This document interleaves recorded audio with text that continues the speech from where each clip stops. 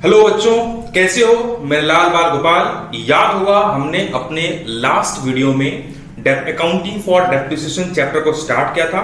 उसकी बेस बनाने की कोशिश की थी, जिसमें हमने डिस्कस किया था डेप्रिसिएशन क्या है और बहुत सारे रिलेटेड टर्म्स जैसे कि depreciable amount, depreciable assets, amortisation वगैरह वगैरह वगैरह। आज हम आ गए न्यूमेरिकल में, लेकिन लास्ट क्लास का एक टॉपिक और हमने कवर किया था, याद होगा, फैक्टर्स अफेक्टिंग डेप्रिसिएशन। किन चीजों पे, किन बातों पे अमाउंट ऑफ डेप्रिसिएशन डिपेंड करता है। ओके, सो आज हम पढ़ने वाले हैं मेथड्स और अकाउंटिंग फॉर डेप्रिसिएशन की numericals. So let's start.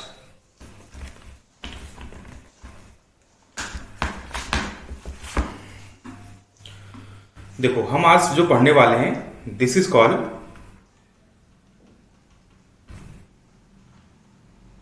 Accounting for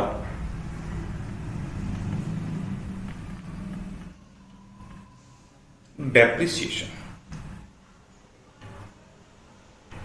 अब देखो, अकाउंटिंग फॉर, जब जहां भी बात होगी अकाउंटिंग की, तो याद होगा मैंने बताया था कि एज एन अकाउंटेंट अपना सपना मनी मनी मनी। क्या?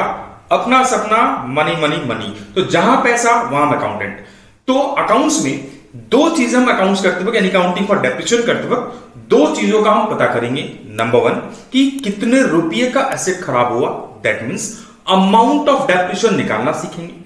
वो अगर अमाउंट ऑफ डेप्रिसिएशन निकलने के बाद उस अमाउंट का रिकॉर्ड कैसे करना है, यानी जर्नल एंट्री और लेजर कैसे बनाना है, ये सीखेंगे। यानी कि अकाउंटिंग फॉर डेप्रिसिएशन में दो चीजें डिस्कस करने वाले हैं। Number one, amount of depreciation calculate करना। नंबर टू, अकाउंटिंग यानी कि रिकॉर्डिंग ऑफ डेप्रिसिएशन। तो इसको हम दो भागे बांट के डिस्कस करने वाले हैं। फर्स्ट पार्ट मैंने क्या बताया?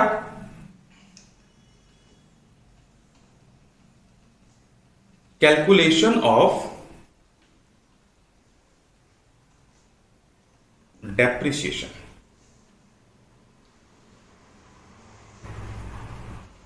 और सेकेंड हमने क्या डिस्कस किया? दूसरा हम डिस्कस करने वाले हैं recording of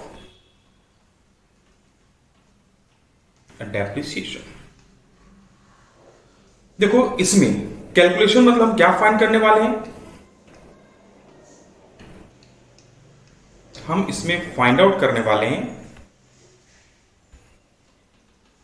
amount of depreciation, कितने रुपये का हमारा एसेट खराब हुआ। ऑब्वियसली बात है, ये एस्टिमेटेड बेसिस में एग्जैक्ट वैल्यू पता करना डिफिकल्ट है, but there certain estimate, certain methods जिससे हम ये पता कर सकते हैं कि कितने रुपये का एसेट खराब हुआ होगा। अगर मान लो मैंने कार परचेज की 10 लाख में, तो एक साल बाद मेरा कार कितने का डेप्रिशिएट हुआ, अमाउंट ऑफ डेप्रिसिएशन कितना है, ये हम सीखेंगे कैलकुलेशन वाले पार्ट में, कैलकुलेशन ऑफ डेप्रिसिएशन में। रिकॉर्डिंग वाले पार्ट में सीखेंगे इसका जर्नल, लेजर, एक्सेट्रा। ठीक है। अब देखो, जब भी हम बात करते हैं कैलकुलेशन में, तो कैलकुलेशन में बहुत सारे मेथड्स हैं। एक मेथड का नाम है स्ट्रेट लाइन मेथड, जिसको हम शॉर्ट में एसएलएम बोलते हैं। दूसरे का नाम है रिटेन डाउन वैल्यू। ऐसे तो बहुत सारे मेथड हैं, लेकिन हमारे कोर्स में ये दो मेथड हैं। वैसे ही रिकॉर्डिंग को भी हम दो भाग में बांट के पढ़ने वाले हैं। Next, when provision for depreciation account is not maintained and when provision for depreciation account is maintained। फिलहाल हम बात करने वाले हैं अमाउंट के बारे में, ठीक है।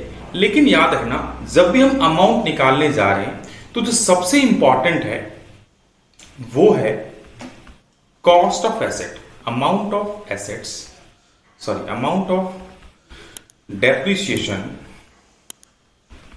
Highly depends upon its cost, that is cost of assets. अब तुम्हारे मन में डाउट आएगा, सर कॉस्ट ऑफ एसेट तो दिया होगा या हमने जितने में एसेट पढ़ चुके वही कॉस्ट ऑफ एसेट है? तो ना मेरे मुन्ना ना, cost of asset is different than purchase price. Sir कैसे? बताऊंगा, टेंशन काहे ले रहे हो। देखो, मान लो सपोज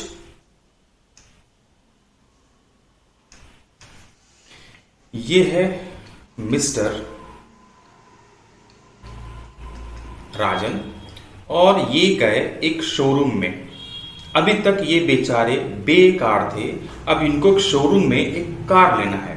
इन्होंने गूगल किया और देखा कार का रेट दिखा रहा है एक्स, शोरूम प्राइस 10 लाख। भागे भागे कहां गए? शोरूम में।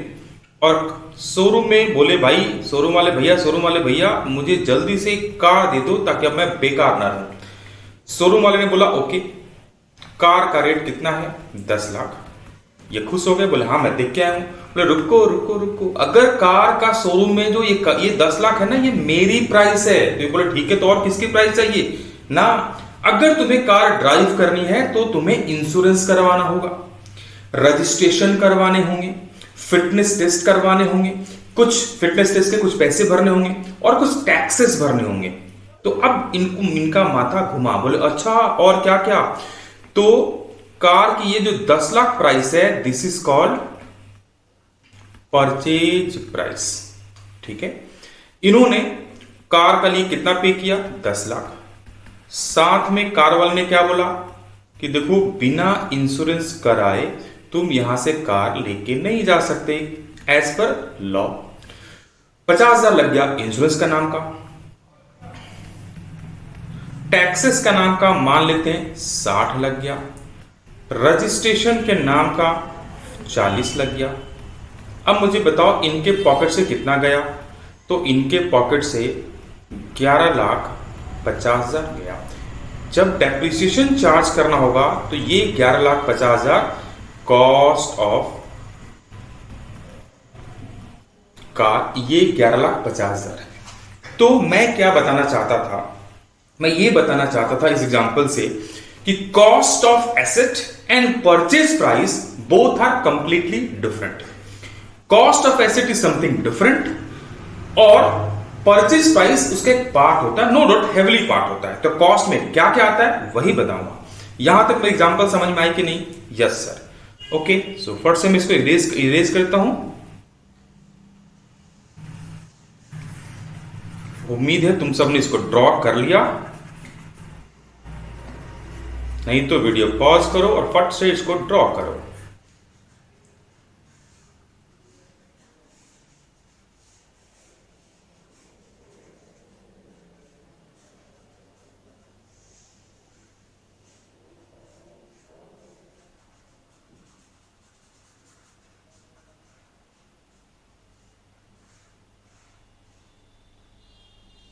ओके, सो एक बार वापस आते हैं कॉन्सेप्ट में। कॉस्ट ऑफ एसेट का मतलब क्या हुआ? देखो, कॉस्ट ऑफ, एक बार कॉन्सेप्ट सुनाता हूं फिर मैं डोंट वरी लिख के भी बताऊं। जिस दिन हम कोई एसेट खरीदते हैं, मान लो ये दिया है date of purchase of assets, जिस दिन तुमने परचेज किया और जिस दिन तुमने यूज किया, ये है ईयर एंड। याद रखना, यहां से लेके कहां से?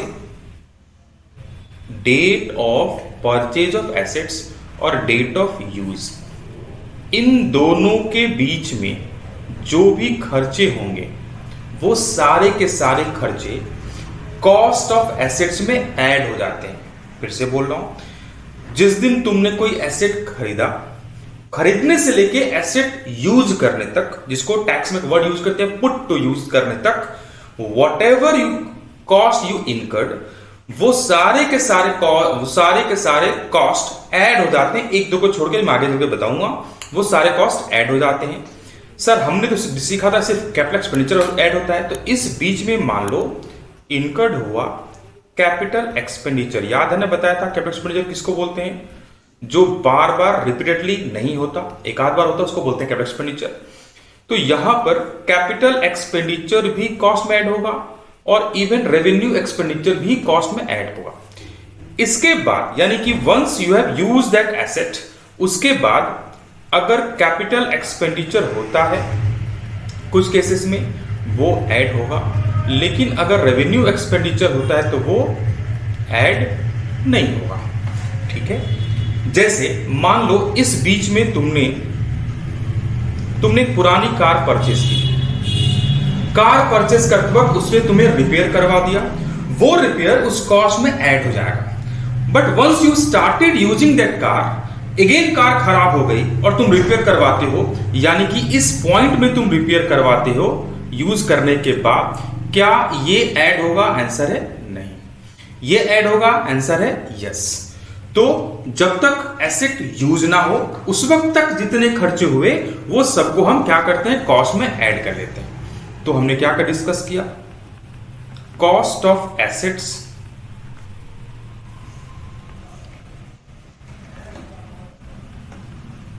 इंक्लूड्स, सबसे पहला आता है परचेज प्राइस, ऐड कर देंगे इसमें जितने भी खर्चे हुए, जैसे कि इंश्योरेंस हुआ,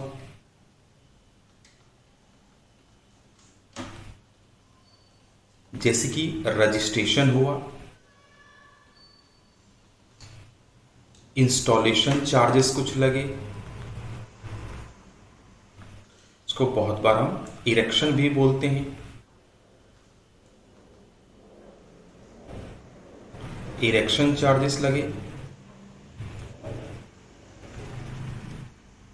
टैक्सेस लगा, रिपेयर लगा और अगर जीएसटी लगा। ठीक है,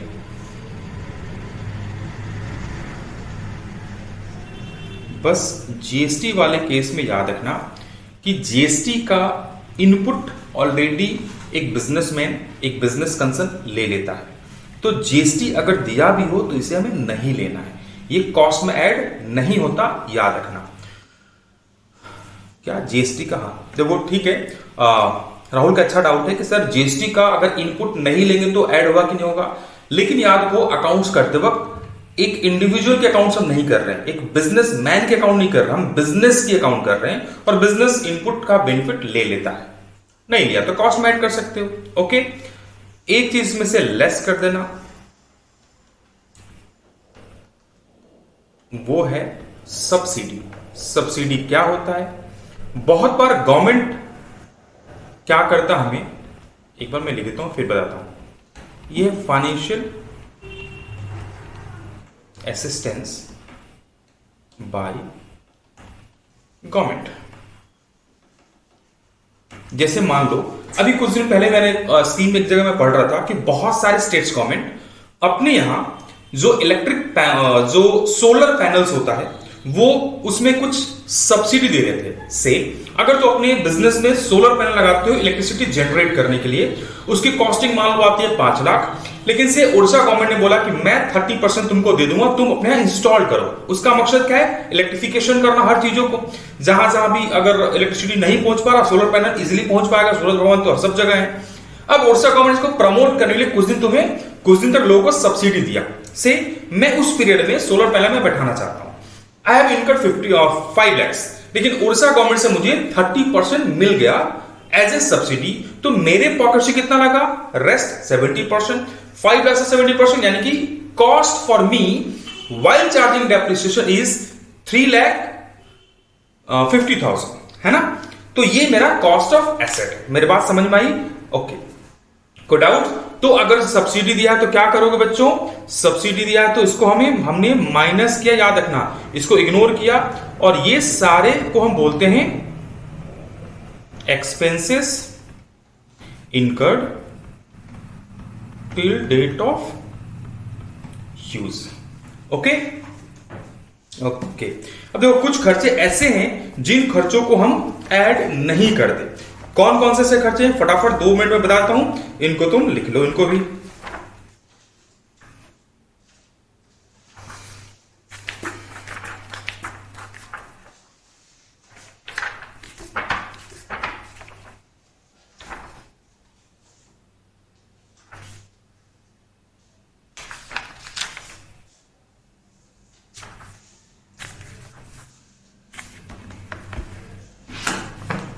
ओके, सो मैं बता रहा था किन किन खर्चों को नहीं लेते, वो मैं यहां लिख देता हूं।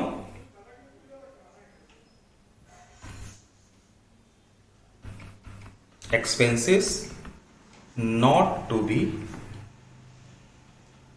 टेकन, लाइक फाइनेंसिंग कॉस्ट, ठीक है, इंटरेस्ट एक्सेट्रा। तो उम्मीद है समझ में बात आई। अब एक फटाफट देखो, एक नंबर है स्क्रीन पे, तुम्हें एक नंबर दिख रहा है, इस नंबर को सॉल्व कर लेते हैं। बोला है एनटी लिमिटेड ने एक मशीन परचेज किया 2,80,000 में, कॉस्ट इनकर किया 20,000 ऑन रिपेयर क्योंकि ओल्ड मशीन था, 10,000 के रजिस्ट्रेशन है, 25,000 फ्रेट पे किया, 5,000 इंश्योरेंस, 10,000 इंस्टॉलेशन चार्जेस। 3 महीना यूज करने के बाद अगेन मशीन खराब हुआ, 25,000 का वापस से रिपेयर कराया। तो हमको निकालना है क्या, cost of machine.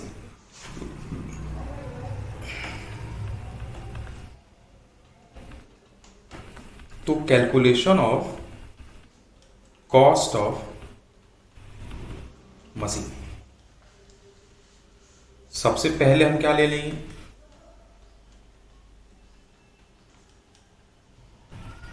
Purchase price, जो देखो हमें दिया है 2,80,000, ऐड कर देंगे हम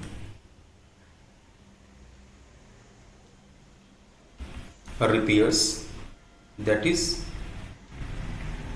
20,000, सॉरी ऐड अगेन कर देंगे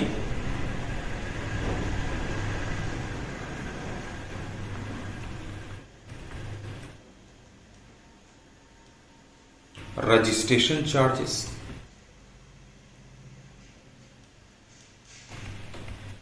इट्स 25,000, फ्रेट या फ्राइट भी बोलते इसको 5,000, insurance 10,000।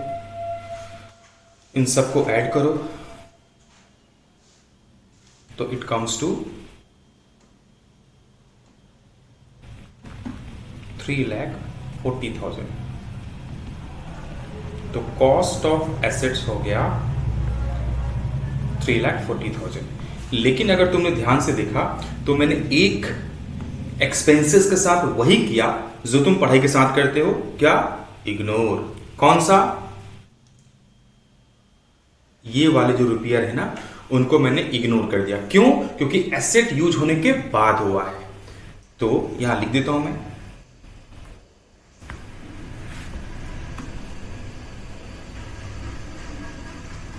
Second repair costing 25,000 has not been added to cost of asset because it has been incurred after asset is used। ठीक है, yes sir.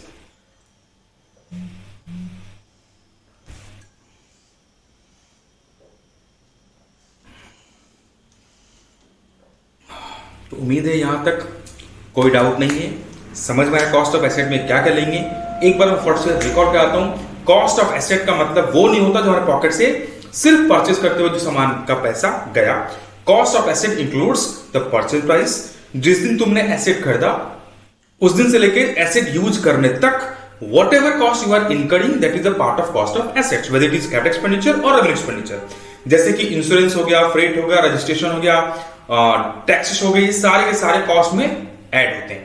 So cost of asset उम्मीद है आपको समझ में आया। तो अब आ जाते हैं कैलकुलेशन ऑफ डेप्रिसिएशन, मेथड के हिसाब से अमाउंट कैलकुलेट करके देखते हैं।